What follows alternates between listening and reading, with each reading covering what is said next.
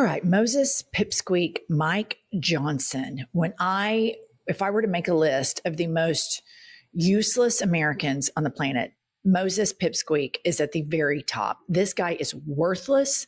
He's good for nothing except for kissing Donald Trump's ass while Donald Trump babysits Moses Mike's balls. And he refuses to swear in a elected congresswoman from Arizona because they don't want the Epstein files to come out, because the person they worship, Kanks, is knee deep in the Epstein files. Play the clip. Says that you're afraid of her being the 218th signer to the Epstein petition to release the files, that if she were a Republican, you would have sworn her in. What do you say? I say, bless her heart. She's a representative-elect. She doesn't know how it works around here. I've never seen, we have a floating theory here that Moses is a DL demon queen, and that is a huge part. The minute he responded, bless her heart, I'm just like, come on, you're the Speaker of the House. Number one, that's demeaning. Number two, stop being such a DL demon queen all the time. Mike, you can come out. Right. There's a pathway for you to atone, and you don't have to go through all of these humiliation exercises, your cheeks all flushed because everybody knows you're on Grindr and doing all this stuff. And at the end of the day, the Epstein files are going to come out at some point. Yep. And these MAGA fissures that are already forming are going to be delicious. I mean, because this cult will not stay together. Kanks all he does is talk about death and getting into heaven. Well, I keep reading these reports that Trump is mad at his supporters, that they will not bend like they do on everything else. Everything he says, they go along with, but they have drawn a line in the sand. He's the one that made the biggest deal out of releasing the Epstein files. And here's the deal, Moses Mike. You heard those women talk to you about their experiences, and you sit there and you still cover for this man. It is weak. It is misogynistic. And he sucks so bad. He just makes me want to puke. Well, and it's a super common thing against very pious people to cover for sexual abuse. It's a part of that faction. When you have uber religious groups, oftentimes, whether it's a cult, the Southern Baptists, the Catholic Church, there's profound sexual abuse in these situations. And the most religious ones typically cover it up the most. There has never been a walking bigger advertisement against Christianity than these MAGA Christians right now. Agree. There is nothing attractive about their form of Christianity whatsoever. They are terrified of gay people, terrified of trans people, terrified of books. They do not fight for the marginalized. They do not fight for social justice. They do not fight for the poor. They do not fight for the sick. And they cover up for pedophiles. This is the most disgusting religion in the country. MAGA Christians suck. They are hypocrites, and they are a walking, talking advertisement as to why I am not a Christian, the most unattractive religion on the planet. Moving along, we have Congressman Mills, and he has a restraining order entered against him because of domestic abuse allegations. And here's his response when the press asked him about that. Mr. Speaker. It's been reported for a while. Corey Mills was accused of beating a girlfriend in his D.C. apartment. He was accused of stolen valor by the people that he claimed to have saved on the battlefield that have been on the record said that he did not save them. I mean, this has been happening since the beginning of the year. Are you concerned about these allegations against Corey Mills? Look, you have to ask Representative Mills about that. I mean, he's been a faithful colleague here. I know his work on the Hill. I don't know all the details of all the individual allegations and what he's doing in his outside life. You have to ask him about that. Let's talk about things that are really serious. Back row. Go ahead, Scott. Okay, Mike, violence against women is serious. Violence against children, it is serious. And the very least you could do is say, if he has done the things that are alleged in this petition, which the restraining order was granted by a court, then he needs to step down, because we do not tolerate crimes against women. We do not condone violence against women and children, and he doesn't do it because he does. He does condone it because he is a hypocrite, and he has been covering up for pedophiles his entire career. Just go look up his mentor. Moving along, this MAGA Republican regime, the House members are so morally depraved. If by chance somebody were a centrist Republican, I would think that they would try to find daylight between these morally depraved people. Pumps, I would think that Stephanie Bice, our congresswoman in Oklahoma City, would say, I'm, as a woman, as a Christian woman, I'm going to distance myself from these pedophile protectors. What does she do? She enables it. She gender washes the entire movement. Here we have Congressman Mike Davis, who calls the House Minority Leader a house slave. So Hakeem Jeffries sends out a tweet, and Mike Davis responds, George Soros's house slave. And in this response, you have two things. All of the attacks on George Soros are anti-Semitic in nature, because George Soros is a Jew, but this anti-Semitism is actually supported by Benjamin Netanyahu and the Israeli government, because George Soros does not support war criminals. And so that's why this is able to have so many legs on it. Number two, to refer to an accomplished minority leader who's a Black man as a house slave, the hoods are off, you guys. Yes. The KKK has been boiling in them the whole time. We're one news cycle away from them just using the N-word. We're one news cycle away with the Politico story and this. They are absolutely showing us who they are. And I want to remind you guys, all my MAGA Christians out there, you are a walking, talking, breathing advertisement that you're in a hate cult, that you are in a pedophile protector cult, that you are in a racist cult.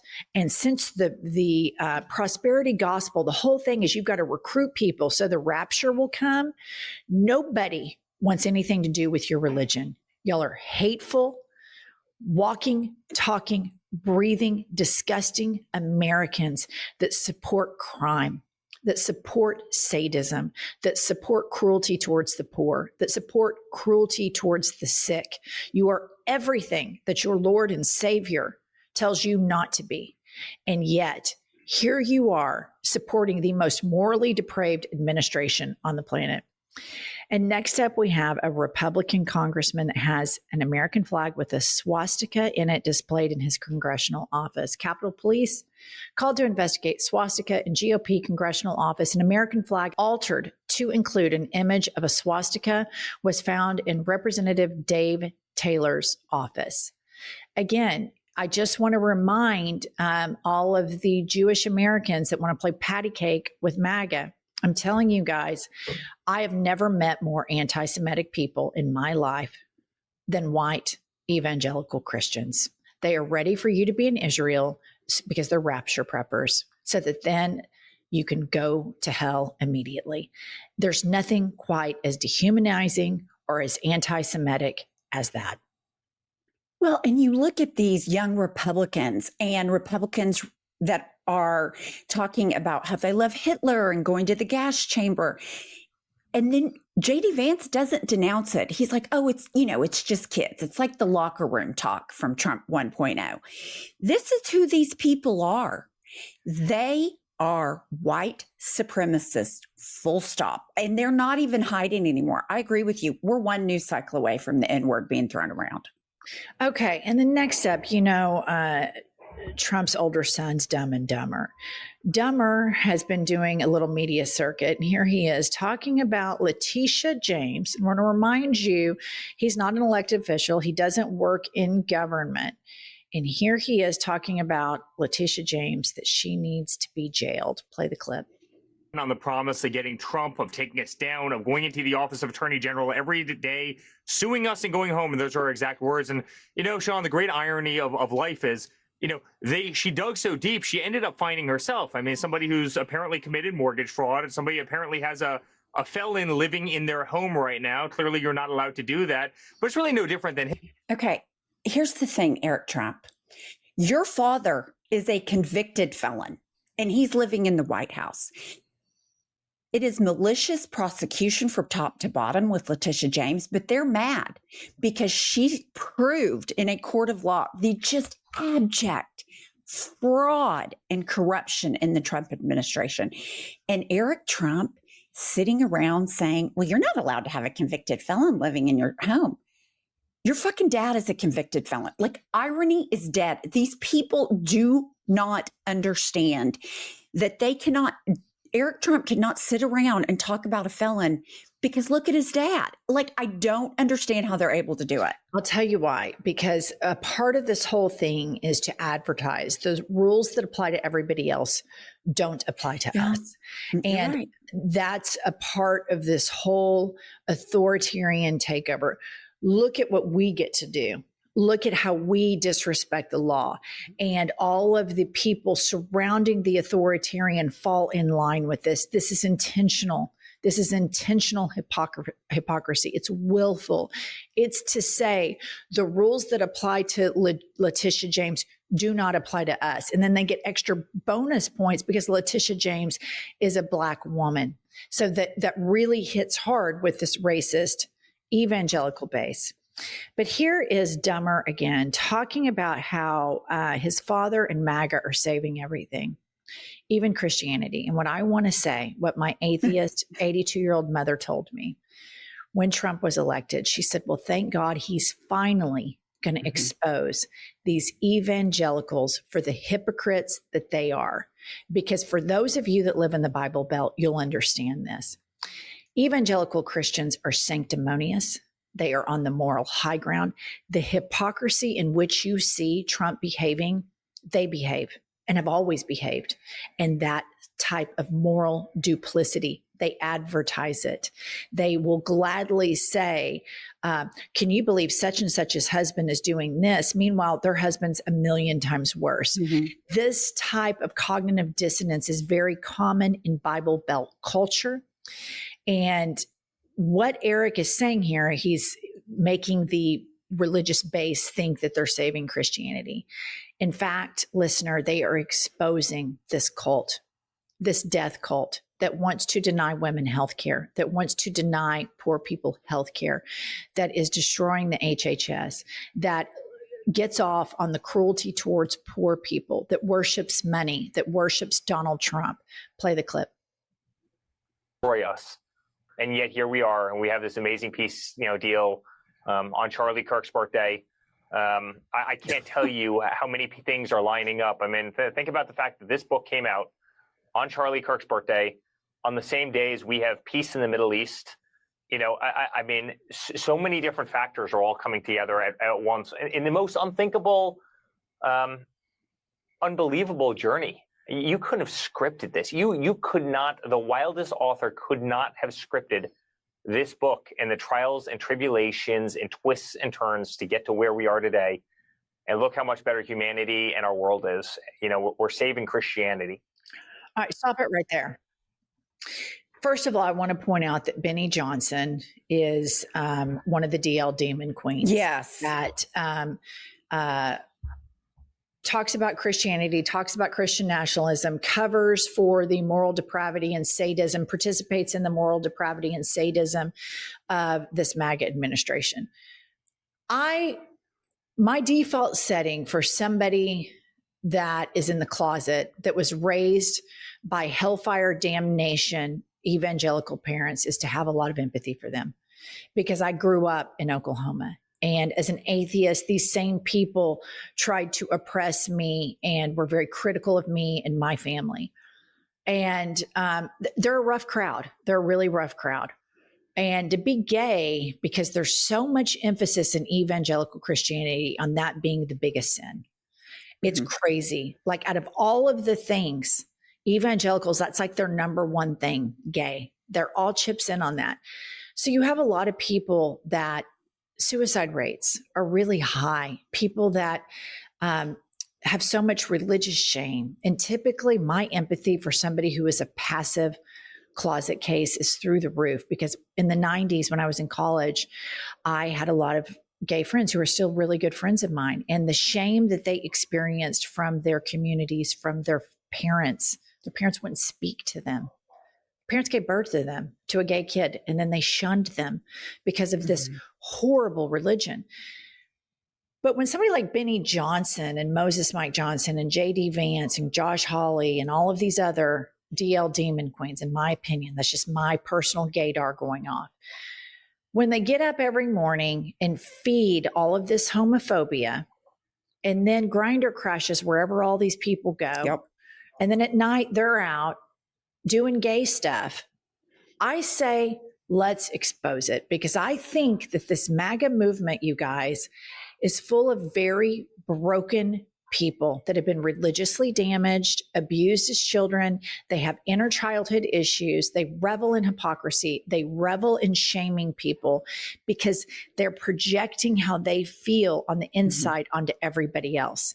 And I think the guest was Congressman Greg Casar. So I want to quote him in this. He said, we're going to need universal therapy if we survive this. And I agree with that. And it's difficult for me because I want to have empathy for closet cases. But these that are actively, I think there's this whole DL gay network in the MAGA movement, you guys. I'm not even trying to be a conspiracy theorist. I think there is a lot of it. And they think, okay, God will forgive me for doing all this gay stuff if I make America a Christian nation. Right. Moses Mike Johnson doing gay stuff all the time. But then he's like, yeah, but if I give America to God, then that's going to wash away all my gayness. And at the epicenter of this, America is a first world country that's wildly religious. For those of you that live on the coast, you might not understand how integral religion is in the Bible Belt. It is the heartbeat of the community. And these mega churches have an economic interest to expand and recruit people, and they are toxic. They put the rock show on and they make people feel, oh, this is great. Under the scenes, no sex until marriage, no gayness. It's a very Puritan, hands-made tale style culture that discourages critical thinking. And if you even ask a question, or if you even raise any criticism of it, they, like many people in cults, freak out. I can't believe that I've had it ladies are questioning evangelical Christianity. I can't believe that, they're saying that we're Bible thumpers.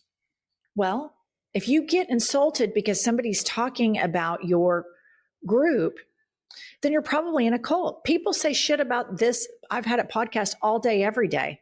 I don't care.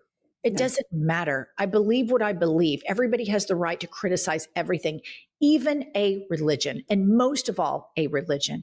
And most of all, a religion that is trying to take over a democratic nation and usurp the will of the people. All right, Pumps, tell them about our book. And listener, Pumps was in the epicenter of that evangelical movement. And she tells her story in this book. And I think it's one of the most important stories in America because the evolution I know. Inside the Death Star to now fighting for the marginalized is, it's my favorite evolution of you, Pump. So tell them about our book. Okay, it's Life is a Lazy Susan of Shit Sandwiches. The link is posted in the show note if you want to order it. It's also available on audiobook, wherever you get your audiobooks. All right. Make sure you subscribe. Pumps and I were looking at the analytics, and it's like 56% of the people that watch your podcast are subscribed. So what the fuck, 44%? Subscribe. Let's do it. Let's do it. All right. We'll see y'all later.